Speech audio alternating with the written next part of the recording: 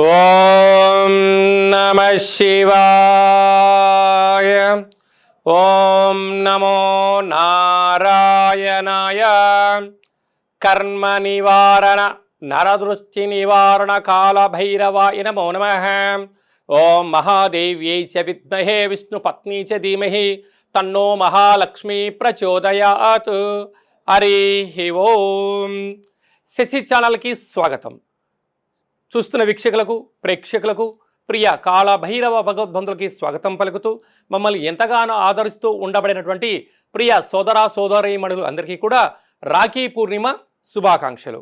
అలాగనే యావత్ భూమండలంలో ఉండబడిన వారందరికీ కూడా వరాలిచ్చేటువంటి వరలక్ష్మీదేవి అమ్మవారి యొక్క శుభాకాంక్షలు ఆశీస్సులు.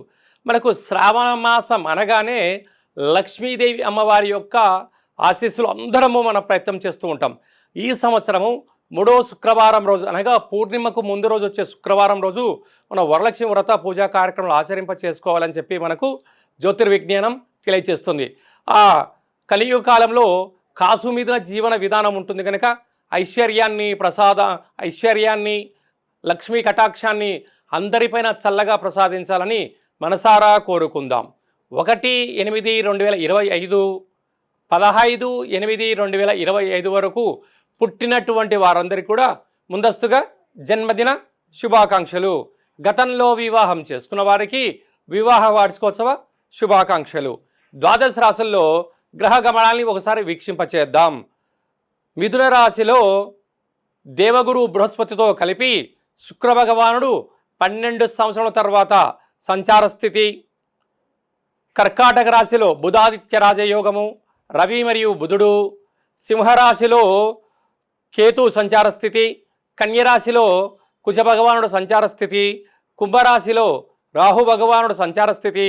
మీనరాశిలో శని భగవానుడు సంచార స్థితితో ద్వాదశ రాశుల్లో గ్రహ గమనాలు ఈ విధంగా ఉన్నాయి. వృశ్చిక రాశి వారు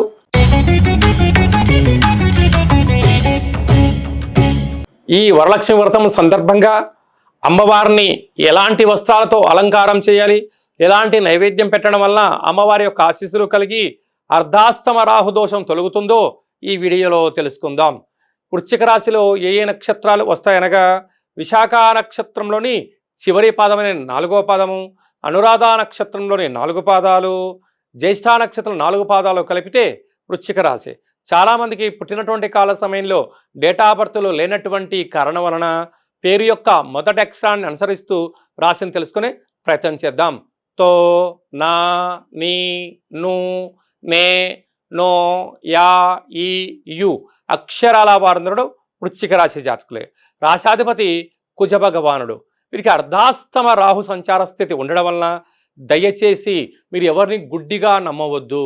భార్య అయినా, భర్త అయినా, ప్రేమికులైనా, అన్నదమ్ముళ్ళైనా, అక్కా చెల్లెలైనా, పార్ట్నర్షిప్ వ్యవహార కార్యక్రమాలలో వారికి దయచేసి బ్లాంక్ చెక్కులు ఇవ్వడం కానీ, మీ ఓటీపీలు వాళ్ళకు తెలియచేయడం కానీ, మీ బ్యాంకు బ్యాలెన్స్ ఉండబడిన ఫోన్లను వాళ్ళు ఏదో అవసరం ఉందంటే కాసేపు మాట్లాడుకుంటాను అని చెప్తే అపరిచిత వ్యక్తులకు దయచేసి ఫోన్లు ఇవ్వద్దు.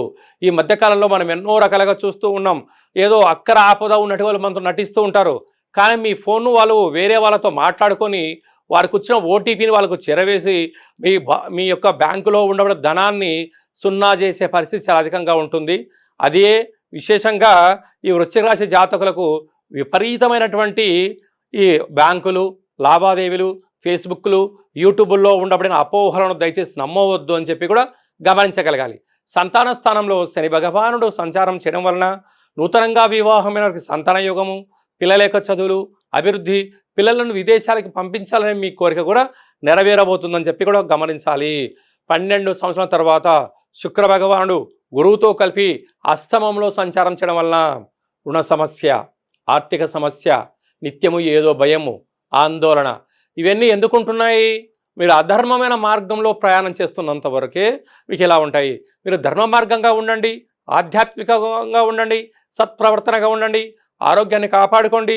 వేలకు తిండి, వేలకు నిద్ర, సూర్యాసనం, సూర్య నమస్కారాలు మీరు ఎప్పుడైతే చేస్తారో సకలమైనటువంటి మనోవేదనకు దూరం అవుతూ ధనాన్ని, రుణాన్ని మీరు ఇబ్బంది పెట్టుకోకుండా ఉండే పరిస్థితి చాలా అధికంగా ఉంటుందని చెప్పి గమనించాలి. భాగ్యస్థానంలో బుధాదిత్య రాజయోగము, ప్రభుత్వ ఉద్యోగం ప్రయత్నం చేసేవారికి భార్యకు కానీ భర్తకు కానీ ఒకరికి ప్రభుత్వ ఉద్యోగాల్లో కానీ గవర్నమెంట్ జాబులు కానీ వచ్చేటువంటి రావడము, ప్రమోషన్స్ రావడం జరుగుతుందని చెప్పి కూడా గమనించాలి. ఏకాదశ స్థానంలో కుజ భగవానుడు సంచారం చేయడం వల్ల స్థిరాస్తులు, చిరాస్తులు, గృహాలు, షేర్లు, వాహనాలు, బంగారు ఆభరణాలు కొనుగోలు చేయాలి అనేటువంటి మీ కోరిక నెరవేరబోతుంది. ఇలాంటి కాల సమయంలో అమ్మవారిని ఎరుపు రంగు వస్త్రం చేత, అలాగనే కందిపప్పుతో కూడుకున్నటువంటి భక్ష పాయసనాలు చేయడము, అలాగనే వీలైతే కేసరిని నైవేద్యంగా పెట్టి భక్తులకు వాయన తాంబూలంగా ఇవ్వగలిగినట్లయితే గ్రహదోషం తొలగి గ్రహ ఐశ్వర్యం వృశ్చిక రాశి వారి సొంతం. మనకు శ్రావణ మాసంలో ముఖ్యమైనటువంటి పండగల గురించి, విధి విధానం గురించి క్లుప్తంగా సవివరంగా సంపూర్ణంగా తెలుసుకుందాం.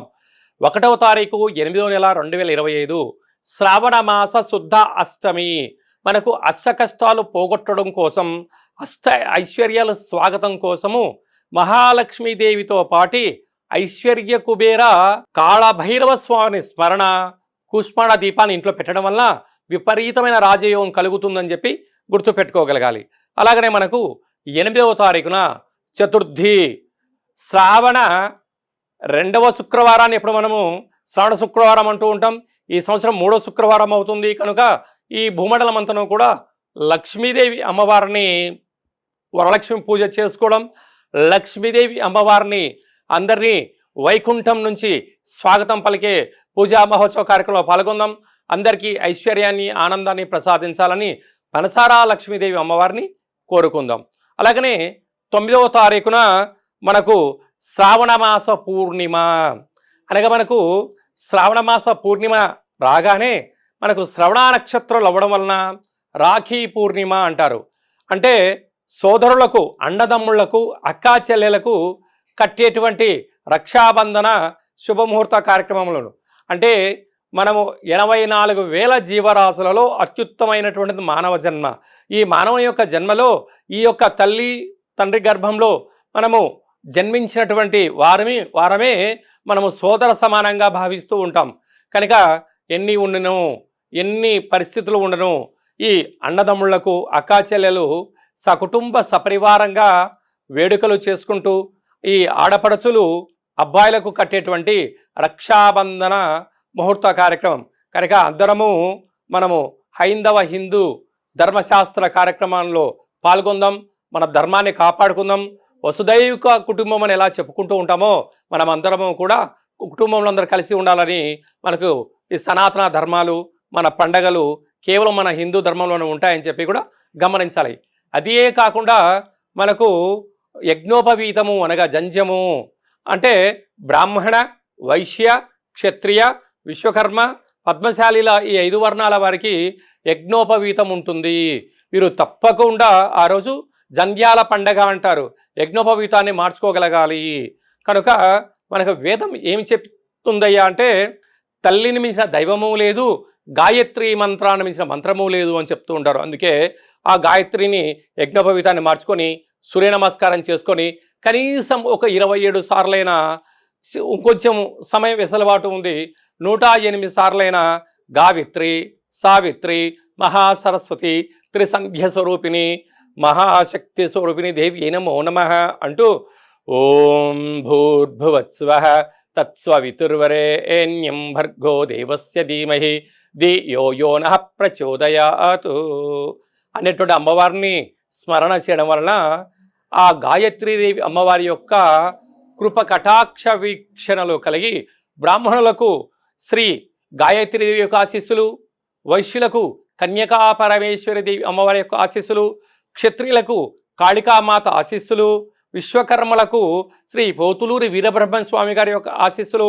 ఆ పద్మశాలీలకు శ్రీ భద్రావతి సమేత భక్త మార్కండేయ స్వామి ఆశీస్సులు పుష్కలంగా ఉంటూ వారు చేస్తున్న వృత్తులలో, ఉద్యోగాల, వ్యాపారంలో అనంతమైన విజయం కలుగుతుంది అని చెప్పి కూడా గమనించాలి. కనుక మన భారతదేశ సనాతన సాంప్రదాయాలు మనకి ఎంత గొప్పగా మనకు నేర్పించాయో చూడండి. అందుకే మనము తల్లిదండ్రులను గౌరవించడం, సోదరీమణులను మనము కలుసుకోవడము ఈ శ్రావణ మాసంలో ముఖ్యమైన పండుగలుగా గమనించగలగాలి. అలాగనే మీ వ్యక్తిగతమైన జాతకం తెలుసుకోవాలనుకుంటున్నారా? మీ యొక్క పేరు, మీరు పుట్టినటువంటి తేదీ, నెల, సంవత్సరం, పుట్టిన సమయం రాసి ఈ కింద మనకు వాట్సాప్ చేయగలిగినట్లయితే మీరు పుట్టినప్పుడు గ్రహ గమనాలు ఎలా ఉన్నాయి, ప్రస్తుతం ఎలా ఉంటున్నాయి, రాబోయే కాలం ఎలా ఉంటున్నాయో సవివరంగా సంపూర్ణంగా జాతకం రాసి పంపించడం జరుగుతుంది అని చెప్పి కూడా గమనించగలగాలి. అలాగనే చాలామందికి డేటా బర్త్లు లేనటువంటి వారికి పేరు యొక్క మొదటి అక్షరాన్ని అనుసరిస్తూ రాశిని తెలియచేయడం జరుగుతుంది. వీరికి గవల ద్వారా అనగా రమణ శాస్త్రం ద్వారా భూత, భవిష్యత్, వర్తమానాన్ని తెలియజేయడం జరుగుతుందని చెప్పి కూడా గమనించగలగాలి. అందరికీ శుభం, జయం, లాభం కలగాలని కోరుకుంటూ మహాలక్ష్మీదేవి యొక్క ఆశీస్సులు అందరిపైన ఉండాలని కోరుకుంటూ చిన్న ఆశీర్వచనం. శతమానం భవతి శతాయు పురుష సతేంద్రియ ఆయుష్యేవేంద్రియే ప్రతిష్టతి. ధనం ధాన్యం బహుపుత్రలాభం శత సంవత్సరం దీర్ఘమాయు. సర్వే జనా సుఖినో భవంతు. లోకా సమస్తా సుఖినో భవంతు. సర్వం శ్రీ మహాలక్ష్మీదేవతార్పణమస్తు. హరి ఓం. ఈ వీడియో మీకు నచ్చినట్టయితే లైక్ చేయండి, షేర్ చేయండి. మా శశి ఛానల్ని సబ్స్క్రైబ్ చేసుకోండి. ఆధ్యాత్మిక భక్తి సమాచారాన్ని భగవద్బంధులకు, మిత్రులకు, స్నేహితులకు చేరవేయండి. హిందూ ధర్మాన్ని కాపాడండి.